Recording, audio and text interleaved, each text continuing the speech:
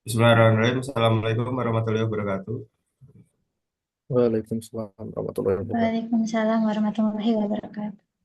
Kami kelompok satu akan menjelaskan tentang konsep Islam rahmatan lil alamin. Nah,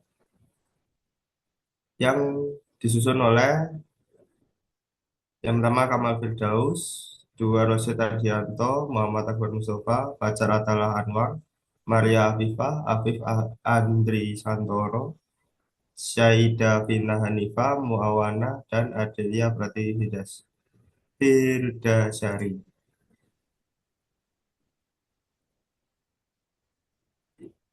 Untuk permulaan yaitu daftar isinya, definisi rahmatan lil alamin dan pentingnya rahmatan lil alamin dalam konteks Islam. Kedua, konsep dasar rahmatan lil alamin, pengertian dalam Al-Quran dan hadis. Tiga, aspek-aspek dan prinsip rahmatan lil alamin dalam kehidupan sehari-hari. Keempat, tantangan dan solusi dalam pengimplementasian, dan yang kelima, kesimpulan.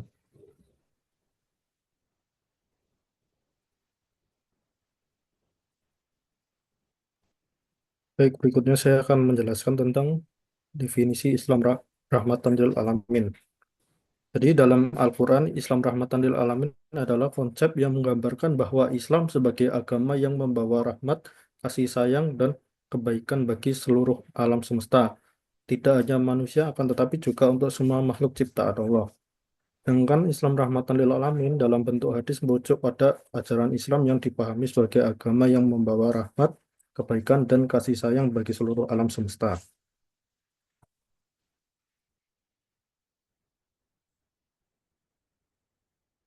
Oke, kemudian pentingnya Islam rahmatan lil alamin dalam konteks sosial. Jadi Islam rahmatan lil alamin dalam konteks sosial itu memiliki peran yang sangat penting dalam membentuk masyarakat yang harmonis, inklusif, dan adil. Konsep ini mendorong umat Islam untuk berperan aktif dalam menjaga hubungan sosial yang baik serta membangun kehidupan bermasyarakat yang damai dan penuh dengan kebaikan. Jadi berikut ini adalah beberapa poin penting dari Islam rahmatan lil alamin dalam konteks sosial. Untuk yang pertama itu adalah menerapkan ukhuwah Islamiyah dalam bermasyarakat. Yang kedua, membangun toleransi dan kerukunan. Serta yang ketiga, tidak membedakan suku, ras, dan status sosial.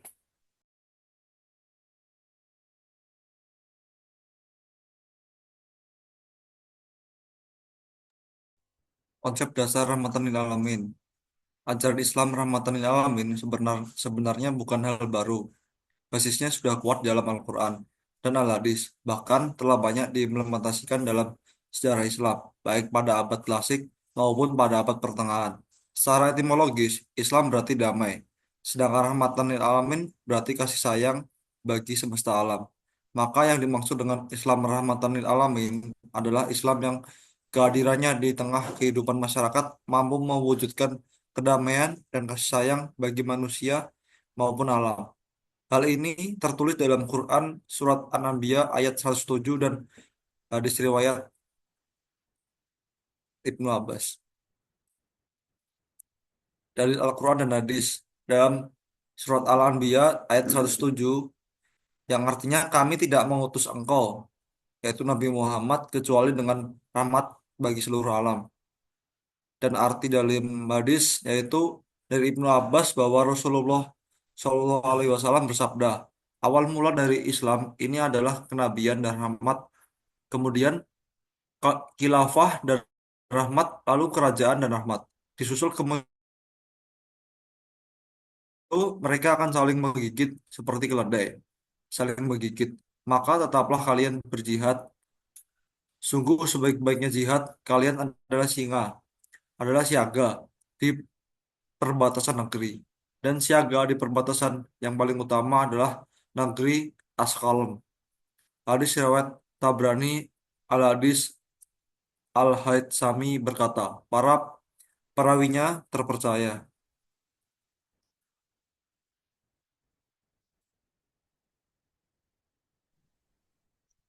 Aspek-aspek rahmatan lil alamin dalam kehidupan sehari-hari.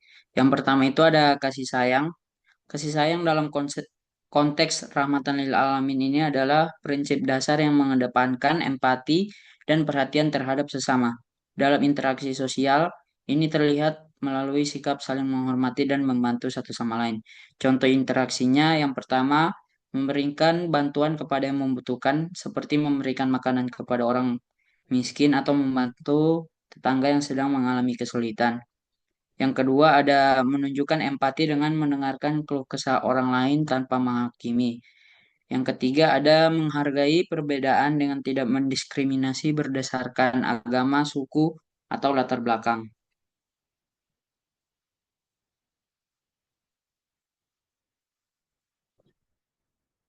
Yang selanjutnya ada keadilan. Keadilan adalah salah satu pilar utama dalam ajaran Islam yang berfungsi untuk menciptakan keseimbangan dan menghindari penindasan.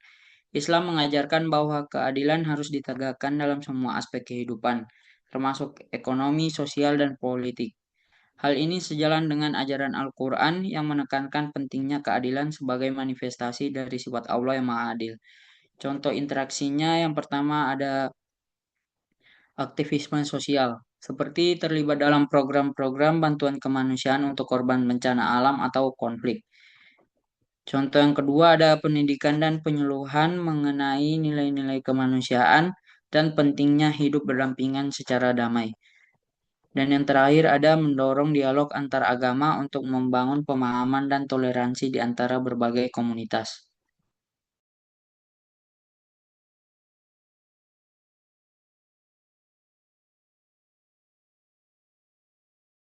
Selanjutnya ada prinsip-prinsip Islam rahmatan lil alamin. Yang pertama yaitu berperi kemanusiaan atau al-insaniyah. Kemanusiaan atau insaniyah berarti bahwa Islam selalu menyesuaikan dan mengakomodasi seluruh kebutuhan serta karakter manusia. Segala bentuk ibadah, hukum, perintah, dan larangan dalam syariah Islam dirancang agar sesuai dengan kemampuan dan kebutuhan manusia. Tidak ada ajaran Islam yang bertentangan dengan sifat kemanusiaan, serta semua syariat Islam membawa manfaat bagi manusia. Syariat tidak diciptakan oleh Allah tanpa tujuan, melainkan dengan penuh hikmah dan maslahat. Insania dalam Islam berarti bahwa tidak ada ajaran di dunia ini yang lebih lengkap, sempurna, dan menyeluruh dalam menjelaskan hakikat kehidupan manusia selain syariah Islam. Insania syariah juga berarti bahwa ajaran pedoman dan panduan hidup yang diberikan Allah untuk manusia dan lingkungannya disesuaikan dengan akal, hati, emosi, fitrah, dan fisik manusia. Oleh karena itu, tidak ada ajaran Islam baik dalam konsep maupun penerapannya yang tidak dapat dipahami, dirasakan, dan diterapkan oleh manusia.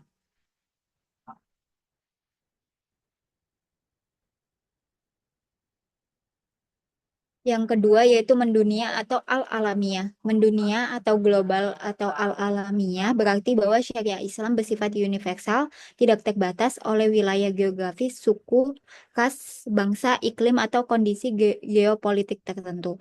Syariat Islam berlaku untuk semua makhluk dan seluruh manusia yang bersedia menerimanya. Tidak ada perbedaan dalam tujuan dan ajaran syariah antara wilayah Arab dan non-Arab, dan keyakinan umat Islam terhadap syariah tetap bahwa syariah ini berasal dari Allah dan ditujukan untuk maslahat seluruh alam dimanapun mereka berada. Dalam pengalaman pokok-pokok syariah atau usul, tidak ada perbedaan di antara umat Islam di seluruh dunia, kecuali dalam hal-hal yang bersifat cabang dan rincian atau furu'iyah, baik dalam pelaksanaan ibadah, muamalah, hukum, maupun moralitas. Tidak ada perbedaan di antara umat Islam. Globalisasi syariah Islam mengajarkan persaudaraan global yang melampaui batas golongan, suku, bangsa, dan bahasa. Dengan demikian, globalisasi syariah Islam bermakna bahwa syariah ini diperuntukkan bagi seluruh umat manusia dan seluruh alam semesta dengan rahmatnya meliputi seluruh makhluk dan lingkungan manusia.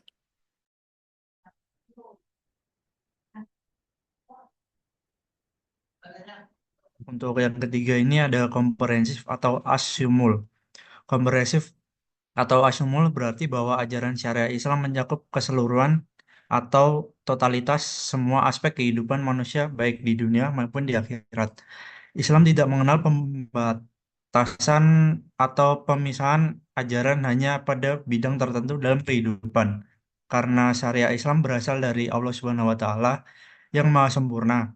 Ajaran Islam mengatur dan membimbing kehidupan manusia baik di dunia maupun di akhirat, di mana aspek terbesar Islam berkaitan dengan akhirat yang dikenal sebagai aspek ibadah. Syumul Syumuliyah syariah Islam mengandung makna bahwa ajaran ini mengatur semua dimensi diri manusia baik dalam hubungannya dengan Allah, dalam kurung ibadah maupun dalam interaksi manusia dengan sesama dan lingkungannya, muamalah. Semua aspek ini diatur secara integral, seimbang, dan bersinergi. Dengan demikian, bidang ibadah tidak begitu pula sebaliknya. Keduanya berjalan harmonis dan saling melengkapi.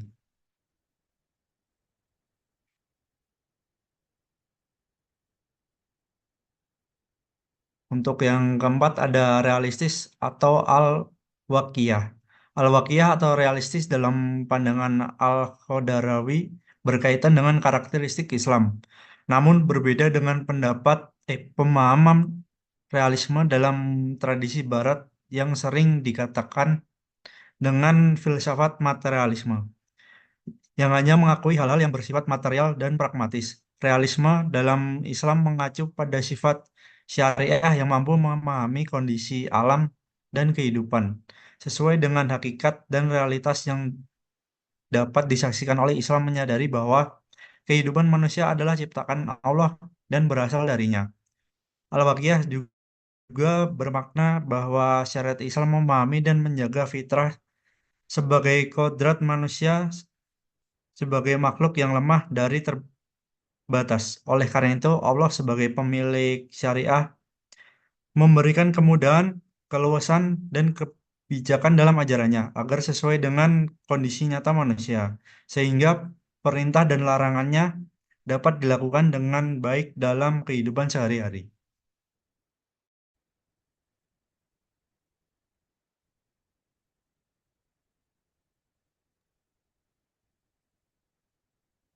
Baik, selanjutnya toleransi dan memudahkan. Di sini asmahah itu berarti memberikan kemudahan atau toleransi kepada orang lain. Sedangkan atasyir mengacu pada keringanan dan kemudahan. Nah, Ibnu Majar ini hampir menyamakan kedua istilah ini, mengartikan keduanya sebagai kemudahan. Menurut Ibnu Asyur, asmahah ini adalah kemampuan untuk berinteraksi dengan mudah dan proporsional, berada di tengah antara mempermudah dan mempersulit. Nah, ajaran Islam ini sangat menghadirkan kesulitan bagi umat dalam memahami dan mengamalkannya. Nah, sehingga tidak ada aspek syariah yang sulit yang tidak dimudahkan oleh Allah Subhanahu wa taala.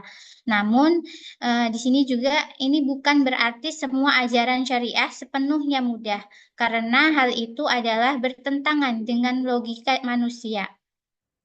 Nah, kesulitan dan kemudahan adalah dua hal yang ditentukan oleh Allah Subhanahu wa taala bagi makhluknya. Nah, termasuk syariahnya. Bagaimana Allah telah menetapkan ada yang kaya dan ada yang miskin, siang dan malam, dan lain sebagainya. Nah, toleransi dan kemudahan yang dimudahkan di sini adalah bahwa Allah Subhanahu wa taala memungkinkan umatnya untuk memilih opsi yang termudah dan terbaik, bukan yang sulit dan yang buruk. Dan selalu memperbolehkan pilihan yang toleransi dan tidak memberatkan bagi semua mu'alaf. Selanjutnya, di sini ada antara konsentanitas dan fleksibilitas. Nah, di sini as-tasawwuf itu dan al-mutakhiyat menggambarkan atau karakter ajaran Islam yang tersusun secara indah, penuh hikmah dan mengandung rahasia ilah. Nah, at-tasawwuf ini merujuk pada ajaran-ajaran yang tepat dan berubah, namun dan bersifat abadi seperti rukun iman, rukun Islam. Nah, prinsip-prinsipnya, dasar akhlak serta hal-hal yang secara tegas diharamkan oleh Allah. Nah, ajaran-ajaran ini tidak dapat diubah atau ditihadkan. Nah, sementara itu Al-Mutakhirat mencangkup hal-hal yang berhubungan dengan saranan, metode, strategi, media, alat, serta teknik yang tidak terkait dengan pokok-pokok agama. Ataupun usul ad-din, yang dimana ajaran ini bersifat fleksibel, dapat disesuaikan dengan kondisi waktu, tempat, serta lingkungan manusia. Dengan kedua karakter ini, Islam tetap autentik dan orisinal, sekaligus relevan dengan sesuai untuk tetap zaman dan tempat. Tepat. Ya. Mungkin selanjutnya akan disampaikan oleh teman saya. Baik, untuk selanjutnya itu tantangan dan solusi. Keadaan umat Muslim saat ini baik di dunia maupun di Indonesia banyak yang belum mampu membawa agama Islam secara baik dan benar. Hal tersebut menjadi salah satu bagian yang membuat Islam menjadi kurang dari nilai-nilai kedamaian yang diharapkan sebagaimana mestinya. Selain itu, ada pendapat dari Muhammad Iqbal yang menyatakan bahwa keadaan umat Muslim yang dianggap mundur bukanlah disebabkan ajaran agamanya, tetapi kesalahannya ini terletak pada diri masing-masing pribadinya yang keliru dalam memahami ajaran agama akibat kejumudannya. Bahkan sesuatu yang diamalkan bertolak belakang dari sumber aslinya. Dan contoh dari tantangan tersebut biasanya kita bis- sering sering ada di lingkungan, yaitu sikap intoleransi dalam masyarakat multikultural. Nah, solusinya yaitu dengan meningkatkan dialog antar agama dan pendidikan toleransi. Baik, selanjutnya akan dilanjutkan oleh teman saya.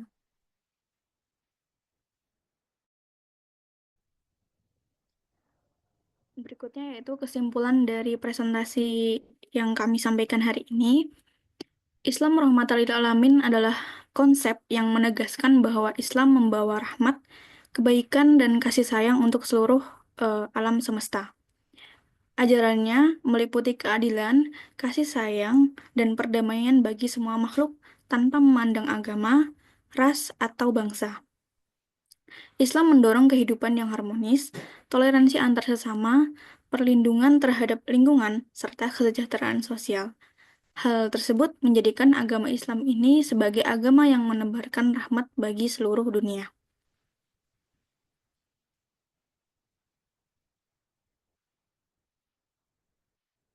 Terima kasih. Sekian presentasi dari kelompok kami hari ini. Wassalamualaikum warahmatullahi wabarakatuh. Salam.